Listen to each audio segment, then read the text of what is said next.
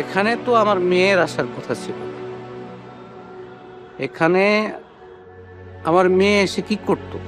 উল্লাস করত। বিলাসবহুল বাড়ি, যেখান থেকে শেখ হাসিনা শুধু দুষ্ট মন্ত্র চালাইত।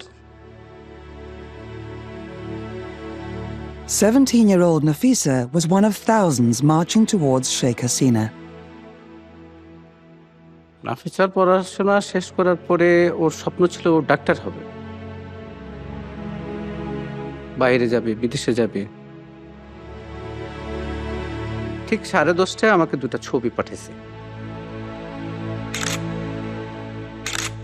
It was to be the final and deadliest day of the uprising. ওরা অনেক দূর আগায় গেছে, একেবারে ঠিক যাইতেছে। এর মধ্যে পুলিশ টিয়ার শেল মারে, গ্যাস মারে, তারপরে সাউন্ড গ্রেনেড মারে। আমি শুনতেছি মোবাইলে সবকিছু। তুমি বাসায় যাও।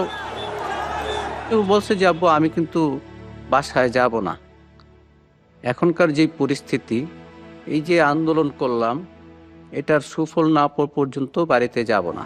ঠিক 20 মিনিট পর আমাকে ফোন দিল, তখন বাজে 12টা 40 মিনিট। বলতেছে আমি গণভবনের দিকে যাচ্ছি, যদি বিজয় আসে আলহামদুলিল্লাহ, আর যদি না আসে তাহলে তো জানবাই।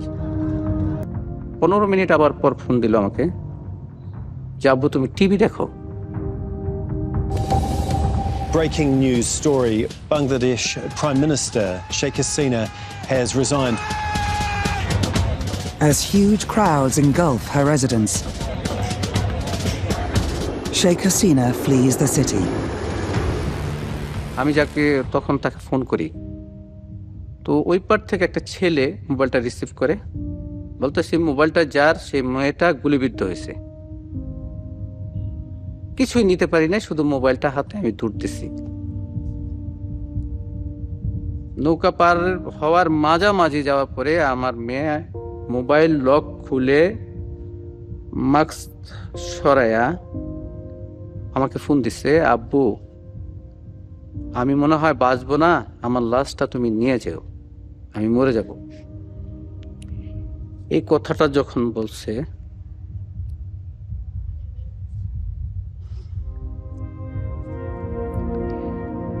তখন আর নিজেকে ধরে রাখতে পারি নাই।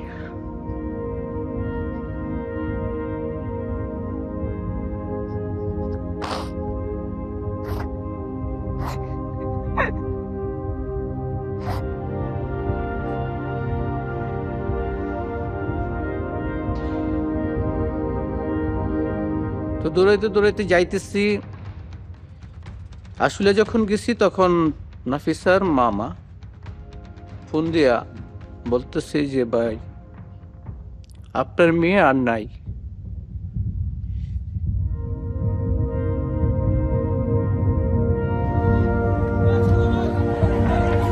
আমি এটা বাংলাদেশের যারা পরবর্তী গভর্নমেন্ট আসবে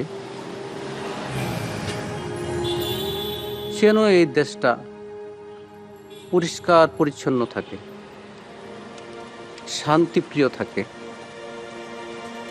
এবং যারা এই দেশের জন্য, এই মাটির জন্য যুদ্ধ করছে, শহীদ হয়েছে, আহত হয়েছে, তাদের মনোবাসনাগুলো যেন সরকার পূরণ করে, এটা আমি চাই।